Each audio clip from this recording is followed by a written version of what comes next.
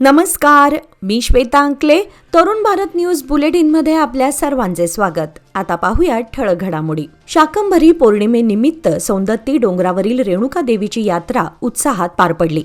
या यात्रेसाठी कर्नाटक, महाराष्ट्र, गोवा, तामिळनाडूसह विविध ठिकाणांहून लाखोंच्या संख्येने भाविक डोंगरावर दाखल झाले होते. शनिवार दिनांक 3 रोजी रेणुकादेवी मंदिरामध्ये सकाळी आरती झाली. त्यानंतर परड्या भरण्याचा कार्यक्रम पार पडला. यावेळी उदे ग आई उदे असा जयघोष करत भाविकांनी भंडाऱ्याची उधळण केली.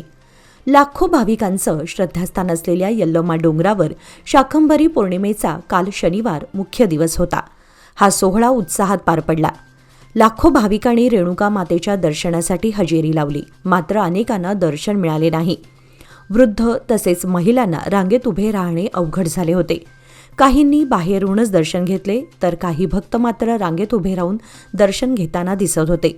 आज रविवार सकाळपासून परतीचा प्रवास सुरू झाला असून मंगळवारी गावागावात जत्रा होणार आहे. ट्रेडिंगमध्ये गुंतवणूक करा, दाम दुप्पट नफा देऊ असं सांगत वण्णूर तालुका बैलहुंगल येथील एका रहिवाशाला 20,40,000 रुपयांना ठकवलं आहे.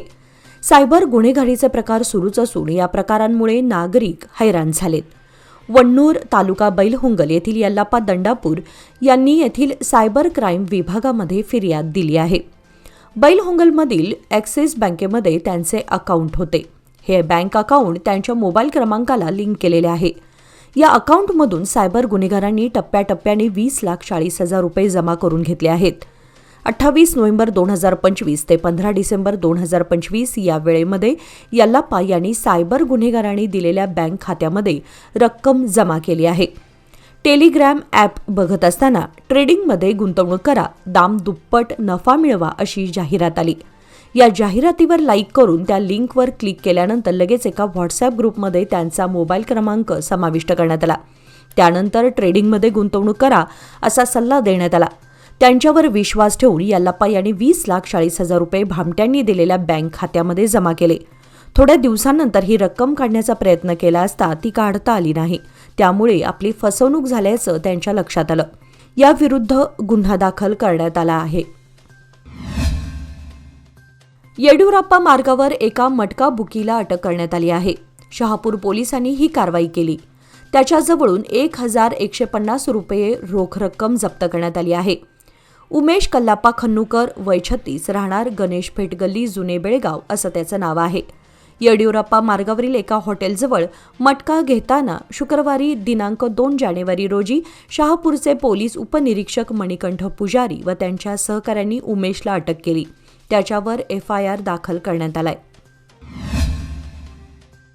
कणकुंबी येथील कळसा प्रकल्पाच्या अंतर्गत बहुतांश कामांची पूर्तता करून कर्नाटक सरकार आता पुन्हा जोमाने भांडुरा प्रकल्पाचे काम पुढे रेटण्यासाठी स्थानिकांना विश्वासात न घेता साम दाम दंडभेद आदी नीतीचे अवलंबन करीत असल्याचे प्रतिपादन पर्यावरणप्रेमी व अभ्यासक राजेंद्र केरकर यांनी केले.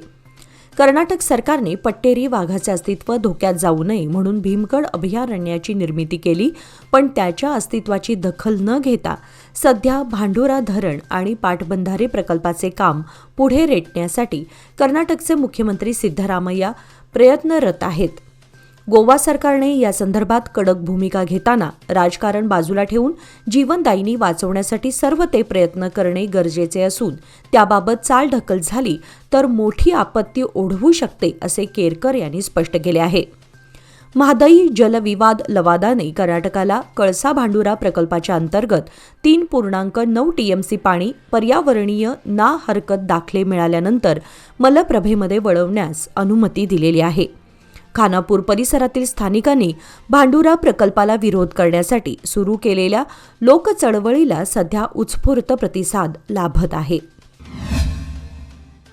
शाकंभरी पौर्णिमेनिमित्त आयोजित यल्लमा देवीच्या भव्य यात्रेसाठी लाखो भाविकांची गर्दी होत असते. भाविकांना दर्शनासाठी येताना व परतताना त्रास होऊ नये म्हणून परिवहन विभागाने विशेष बस फेऱ्यांचे आयोजन केले आहे. यात्रा काळामध्ये आतापर्यंत 103 जादा बस फेऱ्या सुरू करण्यात आल्या असून 6,000हून अधिक भाविकांनी या सेवांचा लाभ घेतला आहे. या बस फेऱ्या बेळगावच्या मध्यवर्ती बस स्थानक आणि हायटेक बस स्थानक येथून सोडण्यात येत आहेत. विशेष तिकीट काउंटरही उभारण्यात आले आहे. सौंदत्ती यल्लमा देवी ही बेळगाव, सीमाभाग, गोवा व महाराष्ट्रातील लाखो भक्तांचे श्रद्धास्थान आहे. यात्रेदरम्यान भाविक डोंगरावर मुक्काम करतात, दर्शन घेतात व परत येतात. परिवहन मंडळाच्या विशेष सेवा उपक्रमामुळे यावर्षी भाविकांचा प्रवास अधिक सुलभ झाला आहे. बेळगावचे नूतन पोलीस अधीक्षक के रामराजन यांनी शनिवारी सौंदत्ती येथे यल्लमा देवी यात्रेच्या पार्श्वभूमीवर भेट देऊन पोलीस बंदोबस्त व सुरक्षेच्या उपाययोजनांचा आढावा घेतला. गुरुवारीच पदभार स्वीकारल्यानंतर त्यांनी थेट यात्रेच्या स्थळी जाऊन भाविकांच्या सुरक्षेसह वाहतूक, पाणीपुरवठा, स्वच्छता व आरोग्य सुविधांची पाहणी केली. यात्रेदरम्यान कोणतीही अडचण उद्भवू नये यासाठी संबंधित विभागाच्या अधिकाऱ्यांना स्पष्ट सूचना देण्यात आल्या असून भाविकांचे दर्शन सुरळीत पार पडावे यासाठी समन्वयाने काम करण्याचे आवाहन त्यांनी केले. भाविकांच्या मोठ्या गर्दीच्या पार्श्वभूमीवर पोलीस यंत्रणेला सतर्क राहण्यास सांगण्यात आले असून संपूर्ण परिसरात कडक सुरक्षा व्यवस्था ठेवण्यात आली आहे. अज्ञात वाहनाला पाठीमागून जोरदार धडक दिल्याने झालेल्या अपघातात दुचाकीस्वार जागीच ठार झाल्याची घटना येळे-बैल सोनोली दरम्यानच्या रस्त्यावर शुक्रवारी रात्री 11:30च्या सुमारास घडली. तुकाराम विठ्ठल गुरव, वय 34 असं अपघातात मृत्यू झालेल्या युवकाचं नाव आहे. शुक्रवारी रात्री 11:30 वाजण्याच्या सुमारास तुकाराम हा दुचाकीवरून सोनोलीकडे भरधाव वेगाने जात होता. रात्री येळूरकर यांच्या घरासमोरच अचानक समोरील अज्ञात वाहनाला जोराची धडक दिली. यामध्ये तो खाली पडल्याने जागीच ठार झाला. घटनेची माहिती बेळगाव ग्रामीण पोलिसांना दिल्यानंतर रात्री उशिरा मृतदेह रुग्णवाहिकेतून बेळगाव जिल्हा सिव्हिल हॉस्पिटलच्या शवागाराकडे पाठवण्यात आला. दुपारी मृतदेह नातेवाईकांच्या ताब्यात दिल्यानंतर शोकाकुल वातावरणात तुडये स्मशानभूमीत त्याच्यावर अंत्यसंस्कार करण्यात आले. त्याच्या पश्चात आई, वडील, एक भाऊ असा परिवार आहे. बेळगावातील प्रवाशांसाठी दिलासादायक बातमी आहे. स्टार एअरने बंद केलेली बेळगाव अहमदाबाद विमान फेरी फेब्रुवारीपासून पुन्हा सुरू करण्याचा निर्णय घेतला असून यासाठी बुकिंग सुरू करण्यात आले आहे. मागील काही महिन्यांपासून बेळगावमधून एकामागोमाग एक विमानसेवा बंद होत असल्यामुळे प्रवाशांमध्ये तीव्र नाराजी होती. विशेषतः व्यापारी, उद्योजक आणि विद्यार्थी यांना याचा मोठा फटका बसत होता.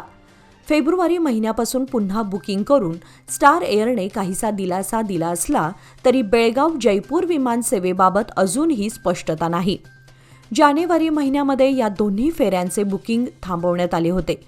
विशेष म्हणजे विमानतळ प्राधिकरणालाही अद्याप जयपूर फेरीबाबत कोणतीही अधिकृत माहिती देण्यात आलेली नाही. या पार्श्वभूमीवर प्रवाशांनी नियमित विमानसेवा पूर्ववत सुरू करण्याची मागणी पुन्हा जोर धरत आहे. T20 क्रिकेट ना मला जाम आवडतं, पण माझे पैसे इन्व्हेस्ट करताना मात्र मी गेल नाही तर गावस्करच बनतो. FD मध्ये नेहमी इन्व्हेस्ट करतो, कारण FD आहे तर स्टेडी आहे. लोकमान्य FD सोबत मिळवा best interest rate. Lokmanya FD आहे तर स्टेडी आहे. नवनियुक्त जिल्हा पोलीस प्रमुख के रामराजन यांनी जिल्ह्यातील विविध पोलीस स्थानकांना भेटी देण्याचा क्रम सुरू केला आहे. जिल्हा पोलीस मुख्यालयात वरिष्ठ अधिकाऱ्यांची बैठक घेऊन त्यांना आवश्यक मार्गदर्शन दिल्यानंतर त्यांनी मुरगोड, नेसर्गी, सौंदत्ती, दोडवाड, बैलहुंगल यासारख्या पोलीस स्थानकांना भेटी दिल्या. दरम्यान सौंदत्ती येथे सुरू असलेल्या शाकंभरी यल्लमा यात्रेच्या पार्श्वभूमीवर सुरक्षेची तयारी आणि बंदोबस्ताचा आढावा घेण्यासाठी त्यांनी प्रत्यक्ष भेट देत अधिकाऱ्यांशी चर्चा केली. पोलीस ठाण्यांमधील कामकाज, जनतेशी असलेला संवाद, तक्रारींचे निवारण आणि कायदा सुव्यवस्थेचा आढावा घेत रामराजन यांनी पोलिसांशी संवाद साधला व कामात पारदर्शकता आणि तत्परता ठेवण्याचे निर्देश दिले. निपाणी शहरातील जत्राटवेस येथे स्थित डॉक्टर बाबासाहेब आंबेडकर भवन आणि परिसरातील व्यायामशाळा इमारतीच्या नव्या उभारणीसाठी खासदार प्रियंका जारकीहोळी यांनी पाहणी केली. फुले शाहू आंबेडकर सामाजिक व सांस्कृतिक मंडळाच्या शिष्टमंडळाने निवेदन देत नवीन इमारतीची मागणी केली होती. त्यानंतर खासदारांनी प्रत्यक्ष ठिकाणी भेट देत सद्यस्थितीचा आढावा घेतला. या ठिकाणी नवीन इमारत उभारण्यासाठी सकारात्मक कार्यवाही करण्याचे आश्वासन त्यांनी दिले. यावेळी विविध मंडळाचे पदाधिकारी व सामाजिक कार्यकर्ते मोठ्या संख्येने उपस्थित होते. बेळगाव शहरातील महत्त्वाच्या प्रशासकीय बदलांमध्ये महानगरपालिकेच्या महसूल अधिकारी रेश्मा तालीकोटी यांची सरकारी वैद्यकीय महाविद्यालय येथे मुख्य प्रशासकीय अधिकारी म्हणून नियुक्ती करण्यात आली आहे. डॉक्टर सिद्धाप्पा हुल्लोळी जे सध्या बीम्समध्ये प्रशासकीय अधिकारी होते त्यांची महापालिकेच्या महसूल उपायुक्तपदी बदली करण्यात आली आहे. त्यांच्यावर सौंदत्ती येथील श्री रेणुका यल्लमा देवस्थान विकास प्राधिकरणाचा अतिरिक्त कार्यभार देखील सोपवण्यात आला आहे. काल शनिवारी झालेल्या KAS अधिकाऱ्यांच्या बदल्यांच्या यादीमध्ये या दोन्ही अधिकाऱ्यांचा समावेश आहे. या बदल्यांमुळे शहरातील प्रशासकीय कामकाजात नव्या घडामोडींची अपेक्षा व्यक्त केली जात आहे. शहरातील पांगुळ गल्ली आणि भातकांडे गल्लीतील बोळांमध्ये प्रचंड प्रमाणात कचरा साचल्यानं परिसरात दुर्गंधी पसरली आहे. गेल्या अनेक दिवसांपासून या ठिकाणी साफसफाई न झाल्यानं व्यापारी आणि रहिवाशांना मोठ्या त्रासाला सामोरं जावं लागत आहे. रोजच्या दैनंदिन व्यवहारात येणाऱ्या नागरिकांना कचऱ्याच्या ढिगाऱ्यातून वाट काढावी लागत आहे, तर काही वेळा कचऱ्यावरून पाय घसरून पडण्याचे प्रकारही घडले आहेत, अशी माहिती स्थानिकांनी दिली. या संदर्भात अनेक वेळा महापालिकेला तक्रारी करण्यात आल्या असूनही प्रशासनाने या ठिकाणी कोणतीही कार्यवाही केली नसल्याचा आरोप नागरिकांनी केला आहे. हा रस्ता आहे की कचरा डम्पिंग ग्राउंड असा प्रश्न उपस्थित होत असून महापालिकेच्या हलगर्जीपणामुळे परिसर अस्वच्छतेच्या गर्तेत सापडला आहे. स्थानिक नागरिक आणि व्यापाऱ्यांनी तातडीने साफसफाई करून परिसर स्वच्छ ठेवण्याची मागणी महापालिकेकडे केली आहे. प्रशासनाने त्वरित लक्ष देऊन कचरा उचलण्याची व नियमित स्वच्छतेची व्यवस्था करावी, अन्यथा आंदोलनाचा इशारा दिला आहे. येळ्ळूर शिवारात विद्युत मोटारींच्या केबल चोरीचे प्रकार सुरूच आहेत. शिवारातील काही शेतकऱ्यांच्या IP सेटच्या वायर चोरून पत्र्याच्या बॉक्सचेही नुकसान करण्यात आले आहे. केवळ 8 दिवसांपूर्वी 5 ते 5.5 हजार रुपये खर्चून बसवण्यात आलेल्या वायरचे नुकसान करण्यात आल्याने शेतकरी हवालदिल झाला आहे. 20 दिवसांपूर्वी येळ्ळूर शिवारातील शेतकरी श्रीधर कानशिडे, यल्लाप्पा गोरल व इतर 4 ते 5 जणांच्या शेतातील विद्युत मोटारीच्या वीज वाहिन्यांची चोरी झाली होती. भुरट्या चोरांकडून शिवारातील विद्युत साहित्य चोरून त्याची विक्री करण्यात आली होती. त्यामुळे शेतकऱ्यांना शेताला पाणी देणे अवघड झाले आहे. रात्रीचा फायदा घेत काही अज्ञातांनी पुन्हा वीज वाहिन्यांवर डल्ला मारत वीज मीटरच्या लोखंडी बॉक्सचंही नुकसान केलं आहे. त्यामुळे शेतकऱ्यांना मोठा आर्थिक तोटा सहन करावा लागला आहे. पोलिसांचा धाक उरला नसल्याने भुरट्या चोरांकडून असे प्रकार केले जात असल्याने पोलिसांनी या परिसरामध्ये गस्त घालण्याची मागणी शेतकऱ्यांकडून केली जात आहे. शहरातील रामतीर्थनगर परिसरातील गणेश सर्कलपासून ते रामतीर्थनगर पर्यंतच्या फक्त 1.5 किलोमीटर अंतरावर तब्बल 450 स्ट्रीट लाईट पोल उभारण्यात आले आहेत. आश्चर्याची बाब म्हणजे या पोलवर आजपर्यंत एकही दिवा चालू झालेला नाही. हे प्रकरण सार्वजनिक निधीच्या अपव्ययाचे ठळक उदाहरण आहे. सामान्य नियोजनानुसार अशा रस्त्यांवर 30 ते 100 स्ट्रीट लाईट पुरेसे असतात. मात्र इथे प्रत्येक 10 फुटांवर एक पोल लावण्यात आलाय. हा प्रकार बेळगाव शहरी विकास प्राधिकरण यांच्याकडून करण्यात आला असून नागरिकांच्या मते हे निष्काळजी, गोंधळलेले नियोजन आहे. विशेष म्हणजे हे सर्व पोल गेल्या अनेक वर्षांपासून निष्क्रिय अवस्थेत उभे आहेत. एकाही दिव्याला वीज जोडणीच नाही. नागरिकांनी विचारणा केली असता हा भाग हाय टेन्शन ट्रान्समिशन कॉरिडॉर खाली येतो, त्यामुळे परवानगी मिळालेली नाही असं उत्तर अधिकाऱ्यांकडून देण्यात येतं. परवानगी नसताना इतक्या मोठ्या प्रमाणात पोल का उभारण्यात आले? या प्रकल्पाचा आराखडा कोणी मंजूर केला? या निष्क्रिय योजनेसाठी किती कोटींचा सार्वजनिक निधी खर्च करण्यात आला? आणि सर्वात महत्त्वाचं, या प्रकल्पातून नक्की फायदा कोणाला झाला? असे प्रश्न आता नागरिक विचारत आहेत. शहरातील आझाद नगर परिसरात भटक्या कुत्र्यांनी 2 वर्षांच्या बालकावर प्राणघातक हल्ला केल्याची धक्कादायक घटना रविवारी दुपारी घडली. 2 वर्षाचा अहमद रमीज बिस्की हा आपल्या घराजवळील गल्लीत खेळत असताना अचानक 7 ते 8 भटक्या कुत्र्यांनी त्याच्यावर हल्ला चढवला. कुत्र्यांनी बालकाला फरफटत नेट शरीरावर जागोजागी चावे घेत गंभीर जखमी केले.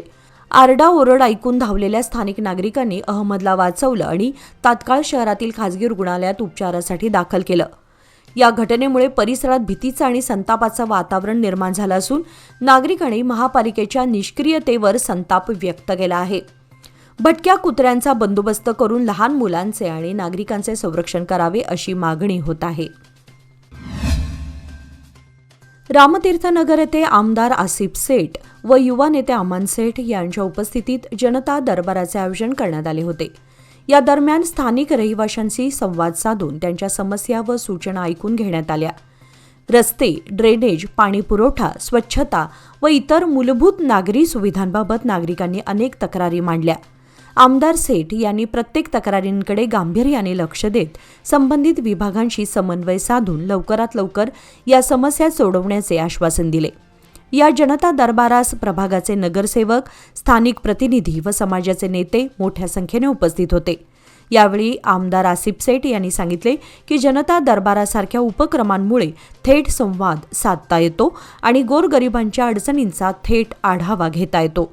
यामुळे प्रभावी प्रशासन राबवण्यास मदत होते. स्थानिक नागरिकांनी या उपक्रमाचं कौतुक करत लवकरच त्यांच्या या समस्या मार्गी लागतील अशी अपेक्षा व्यक्त केली. शहरातील खासबाग येथील बाजारात भाजीपाला दरामध्ये मोठ्या प्रमाणात घसरण झाल्याने शेतकरी वर्गाला फटका तर ग्राहकांना दिलासा मिळाला. मात्र या बाजारातून शेवगा आणि दोडका गायब झाला होता. या बाजारात मोठ्या प्रमाणात व्यापाऱ्यांनी माल आणला होता. मात्र दरामध्ये घसरण होऊनही भाजीपाल्याची म्हणावी तशी विक्री न झाल्याने व्यापारी वर्गामध्ये नाराजी दिसत होती. या बाजारामध्ये वांगी 30 ते 40 रुपये किलो, भेंडी 40 ते 50 रुपये किलो, टोमॅटो 20 ते 30 रुपये किलो, वरणा 60 ते 70 रुपये किलो, कारली 30 ते 40 रुपये किलो, ऊसावरील शेंगा 30 ते 40 रुपये किलो, चारधारी शेंगा 50 ते 60 रुपये किलो, फरसबी 30 ते 40 रुपये किलो, गवारी 80 ते 100 रुपये किलो, हिरवी मिरची 40 ते 50 रुपये किलो, काकडी 40 ते 50 रुपये किलो, ढबू मिरची 40 ते 50 रुपये किलो, कोबी 10 ते 15 रुपये गड्डा, फ्लॉवर 10 ते 15 रुपये गड्डा, मेथी 15 ते 20 रुपये पेंडी, कांदापात 10 ते 15 रुपये, दुधी भोपळा 10 रुपये नग, पोकळा 10 रुपये पेंडी, शेपू भाजी 10 रुपये पेंडी, पालक 10 रुपये पेंडी, चाकवत 10 रुपये पेंडी, कांदे 15 ते 20 रुपये किलो, बटाटे 20 ते 25 रुपये किलो, लसूण 60 ते 70 रुपये किलो, आले 40 ते 50 रुपये किलो, कोथिंबीर 10 रुपयाला पेंडी याप्रमाणे दर होते. याबरोबरच आजचे बातमीपत्र इथे संपले. अधिक माहिती आणि ताज्या घडामोडींसाठी पाहत रहा तरुण भारत न्यूज चॅनल. तसेच आमच्या चॅनलला लाईक, शेअर आणि सबस्क्राईब करायला विसरू नका. आणि विश्वासार्ह बातम्यांसाठी दररोज वाचा दैनिक तरुण भारत. धन्यवाद.